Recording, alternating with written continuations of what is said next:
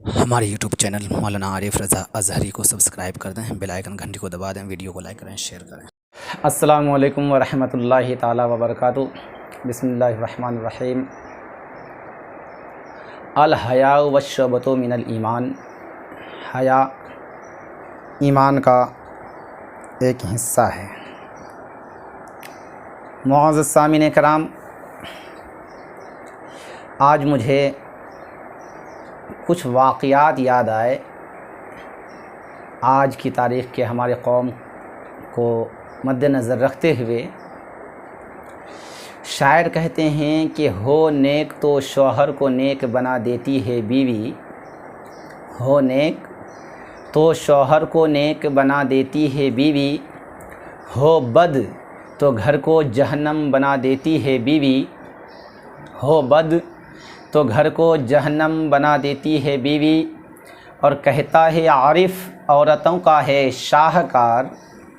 اور کہتا ہے عارف عورتوں کا ہے شاہکار، اچھا کو برا برا کو اچھا بنا دیتی ہے بیوی، اچھا کو برا برا کو اچھا بنا دیتی ہے بیوی۔ حضرات محترم، بلا تاخیر ہمارے آقا علیہ الصلاۃ والتسلیم کا فرمان عالی شان ہے کہ الحیاء والشعبۃ من الایمان، حیا ایمان کا ایک حصہ ہے۔ حضرات محترم، ایک واقعہ ہے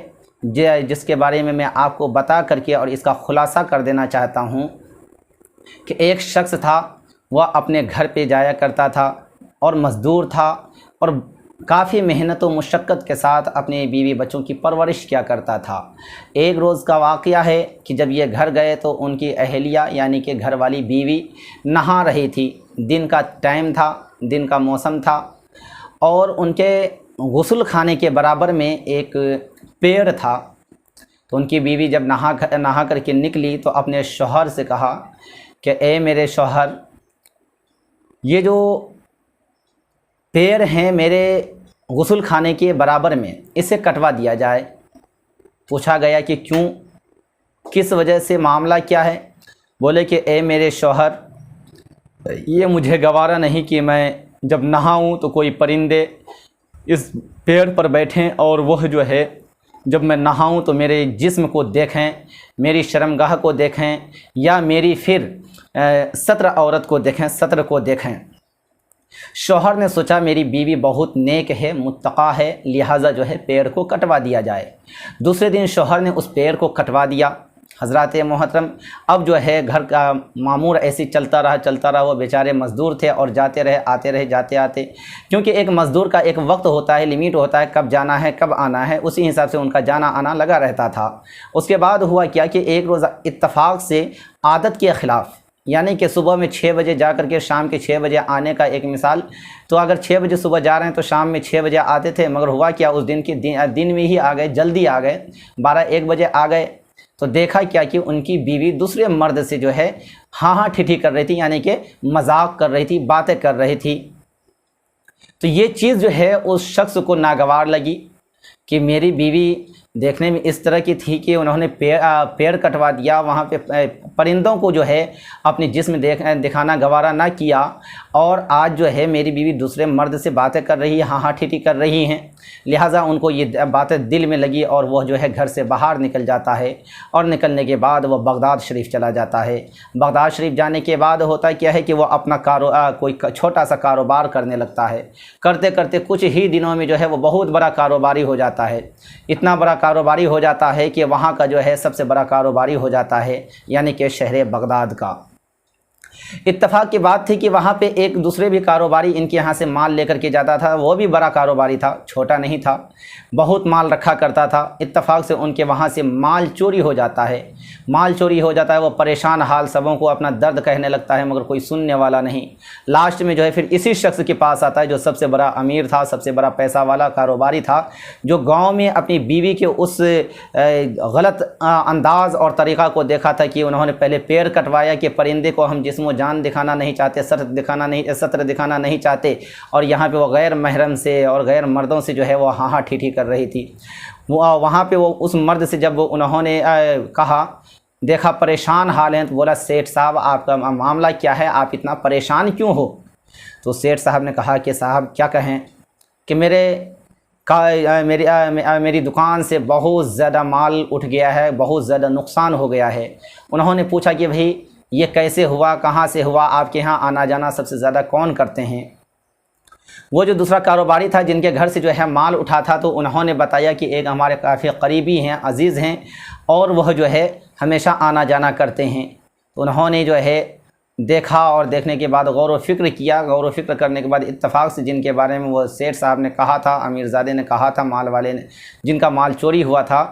جن کے بارے میں انہوں نے اپنا عزیز بتایا تھا، وہ نمازی تھا، متقی تھا، پرہیزگار تھا، یہاں تک کہ جب ان کو راستے میں چلتے ہوئے دیکھا تو وہ جو ہے پیر کے انگلیوں کے بل چلا کرتے تھے، پورے پیر زمین پہ نہیں رکھتے تھے۔ جب وہ کچھ جاننے والے انسانوں سے پوچھا، معلومات کیا کہ بھئی ان کا معاملہ کیا ہے، اس طرح سے کیوں چلتے ہیں، تو ان کے جاننے والوں نے یہ کہا کہ بھئی راستے میں چوٹیاں رہتی ہیں، پرندے رہتے ہیں اور جانور رہتے ہیں، ایسا نہ ہو جائے پورے پیر رکھیں تو کوئی جانور چوٹیاں دبائی نہ چلی جائیں، ان کو جو ہے نقصان نہ ہو جائے، اسی بنا پر۔ تو لہٰذا جو یہ باتیں اپنے دماغ میں انہوں نے رکھا، اور دوسرے دن جب وہ سیٹھ آیا تو کہا کہ تمہارا مال جو چوری ہوا ہے، تمہارا سارا مال وہی شخص لے کر کے گیا ہے جو شخص کے تمہارا سب سے زیادہ قریبی ہے اور عزیز ہے، جو 5 وقت کی نمازی بھی ہے، روزے دار ہے، اور بڑا قدم بھی جو ہے وہ پھونک پھونک کر کے رکھتا ہے، قدم بھی وہ زمین پر مکمل طور پہ نہیں رکھتا ہے۔ وہ شخص کہتا ہے کہ اے شخص، امیر صاحب، اے پیسے والے، اے دولت والے، آپ کے اتنے بڑے کاروباری ہیں، آپ اتنے اخلاق مند ہیں، اتنا آپ کے حسن و اخلاق اتنا اچھا ہے، آپ اس طرح سے جو ہے کسی نیک اور متقی آدمی کے اوپر کیسے آپ تہمت لگا سکتے ہیں، الزام لگا سکتے ہیں؟ حضرات محترم، بہرحال وہ شخص کہتے ہیں کہ جاؤ پہلے ان کے گھر پہ جا کر کے چیک کرو، اور چیک جب کیا گیا، ان کے گھر پہ پہنچا تو دیکھا کہ جتنا مال ان کے دکان سے اٹھا تھا، سارا مال اسی بزرگ کے گھر میں تھا، اسی بوڑھے میاں جو نمازی تھے، متقی تھے، پرہیزگار تھے، ان کے گھر میں تھا۔ اب وہاں سے وہ سیٹھ آتے ہیں اور کہتے ہیں حضور عبدال صاحب، یہ جو ہے آپ کا ماں، آپ کو اس کے بارے میں کیسے پتہ چلا کہ یہ سارا مال جو ہے انہوں نے ہی اٹھایا، آپ کو کس نے بتایا؟ کہا کہ یہ بات مت پوچھو۔ جب زیادہ اصرار کیا گیا تو کہا کہ یہ کسی اور نے نہیں بتایا، بلکہ میرے آنگن میں ایک پیڑ لگا ہوا تھا، اس پیڑ نے مجھے بتایا کہ کون اچھا ہے اور کون برا ہے، کس کو کہاں کیسے پہچانا جائے۔ حضرات محترم، کہنے کا اصل مقصد یہ ہے کہ نمازی تھا، روزے دار تھا، قدم کو پھونک پھونک کر کے چلا کرتا تھا، اس کے باوجود بھی وہ چور نکلا، یعنی کہ زبان میں کچھ، ظاہری کچھ اور باطنی کچھ اور۔ یعنی کہ اگر دیکھا جائے تو ظاہری میں رحمان کی عبادت کرتے ہیں اور باطنی میں شیطان کی اطاعت کرتے ہیں، شیطان کے حکم کو عمل میں لاتے ہیں۔ ہم ایسے ہیں مسلمان۔ اسی طرح سے ظاہری میں ہم دیکھتے ہیں کہ ہم موسیٰ کے حکم کو عمل میں لاتے ہیں،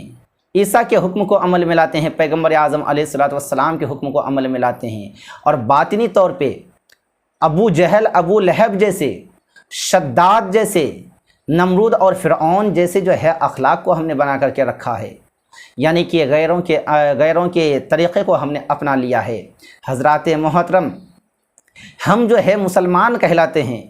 ہم حسینی کہلاتے ہیں، ہم نبی کا دیوانہ کہلاتے ہیں، نبی کا مستانہ کہلاتے ہیں، حسین کے نام پر ہم اپنی جان کو قربان کرنے کے لیے تیار ہیں، مگر افسوس، صد افسوس کہ ہم حسینی کہلاتے ہیں مگر حسینی نہیں بلکہ یزیدی ہیں ہم۔ ہمارا کردار یزیدوں کی طرح، ہمارا طریقہ یزیدوں کی طرح، ہماری اپنی منمانی یزیدیوں کی طرح۔ شریعت کے موافق ہم چلے کب؟ شریعت کے مطابق ہم چلے کب؟ شریعت کے حکم کے مطابق اپنی زندگی کو ہم نے بسر کی کب؟ حضرات محترم، آج دیکھیے ہمارے ملک میں سب پریشان حال ہیں۔ کوئی کورونا کے نام پہ پتہ نہیں کون کون سی بیماریاں آئیں، کورونا کے نام پہ ہزاروں نہیں لاکھوں آدمیوں نے اپنی جان گنوا دی۔ آخر وجہ کیا ہے؟ ہمارے اعمال اگر اچھے ہوتے تو اس بیماریاں کو یہاں تک پہنچنے کی نوبت ہی نہیں آتی۔ لہٰذا ہم اپنے اعمال کو جو ہے بدلیں، ہم اپنی سوچ کو بدلیں، ہم اپنے اعمال کو سدھاریں، جو اللہ اس کے رسول کا حکم ہے اس پہ عمل کریں۔ حضرات محترم، جس طرح سے کہ فلسطین میں دیکھیے کہ مسلمانوں کے اوپر کتنا ظلم و ستم ہوا، مگر جب مسلمانوں نے ایک ضد کو ٹھان لیا کہ کربلا کے میدان میں پیغمبر اعظم علیہ الصلوۃ والسلام کے نواسہ نے اپنے خاندان کو لٹایا تھا، دین کے لیے پیغمبر اعظم علیہ الصلاۃ والسلام نے ابتدائے اسلام میں اعلان جنگ بدر کروایا اسلام کے لیے، اور کہا اے اسرائیلیوں، آج اگر ہماری بھی اولادیں، ہماری بھی نسلیں اور ہماری جان اگر جاتی ہیں اسلام کے لیے، مسجد اقصی شریف کے لیے، اپنے ملک کے لیے، تو ایک جان نہیں ہزاروں جانیں آئیں گی اس قوم مسلم کی، تو دینے کے لیے تیار ہے۔ حضرات محترم، اتنا کہنا ہوتا ہے کہ دیکھیے پھر دل کی دنیا ہی نہیں بلکہ دنیا کا نقشہ ہی بدل جاتا ہے۔ جو اسرائیلی اپنے آپ کو سب سے زیادہ طاقتور کہلاتا ہے، جو اپنے آپ کو اپنے مال و دولت اور اپنے انتظامات پہ گھمنڈ کرتا ہے، تکبر میں چور رہا کرتا ہے، وہی اسرائیل آج فلسطین کے قدموں میں جھک جاتا ہے اور اپنے آپ کو سلنڈر کر دیتا ہے۔ مسجد اقصی شریف بھی صحیح سلامت رہ جاتی ہے اور وہاں کے مسلمان جان تو جاتی ہے مگر وہاں پہ جو ہے ان کی جیت ہوتی ہے اور وہ اپنی کامیابی کی منزل کو اپنا لیتا ہے۔ حضرات محترم، میرا کہنے کا اصل مقصد یہ ہے کہ ہمارے اعمال جو ہیں، ہماری شریعت کہتی ہے ہمیں جھوٹ نہیں بولنا چاہیے، غیبت نہیں کرنا چاہیے، چغل خوری نہیں کرنی چاہیے، ہمیں جو ہے بدتمیزی نہیں کرنی چاہیے، بدسلوکی نہیں کرنی چاہیے، ایسی چیزوں سے بچنا چاہیے۔ بہت ایسے نمازی ہیں آتے ہیں یہاں پہ نماز پڑھتے ہیں، ایسی پوری رات نماز پڑھتے ہیں، ہمیشہ تسبیح و تحلیل کرتے رہتے ہیں، اور جو ہے زبان میں اللہ اللہ کا ذکر اور دل میں اتنی دھوکے بازی کہ کبھی علماء کرام کو برا بھلا کہنا، کبھی علماء کرام کے پیچھے پڑ جانا کہ یہ کیسے نکلیں، ان کے اوپر کون سا ایسا الزام لگائیں کہ یہ رسوا ہو کر کے نکلیں۔ کبھی ایسا ہوتا ہے کہ اپنے بھائیوں کی ہی بغاوت میں نکل جاتے ہیں، کبھی پڑوسیوں کے بغاوت میں، کبھی محلے والوں کی بغاوت میں، اگر کہ اس کو ہم نیچے کیسے دکھائیں۔ حضرات محترم، اس طرح سے کر کے اور پھر ہم جو ہے دوسروں کو رسوا کرنے کے چکر میں تو رہتے ہیں مگر اللہ تبارک و تعالی ہمیں خود رسوا کر دیتا ہے، ہمیں خود ہی ذلیل و خوار کر دیتا ہے۔ لہٰذا ہمیں چاہیے کہ اپنی سوچ کو بدلیں، فکر کو بدلیں اور ہمیں اللہ اس کے رسول کے حکم کے مطابق اپنی زندگی کو بسر کرنا چاہیے۔ اللہ تعالیٰ کی بارگاہ مقدسہ دعا ہے مولا مجھے بولنے میں، آپ حضرات کو سننے میں کسی بھی طرح کی کوئی غلطیاں ہوئی اپنے فضل و کرم سے معاف عطا فرمائے۔ اس بیان پہ مجھے خود کو عمل کرنے کی توفیق عطا فرمائے، میرے بعد میرے تمام مسلمان بھائی بہنوں کو عمل کرنے کی توفیق و رفیق عطا فرمائے۔ السلام علیکم ورحمۃ اللہ تعالیٰ وبرکاتہ۔ استغفر اللہ ربی من کل ذنب واتوب الیہ۔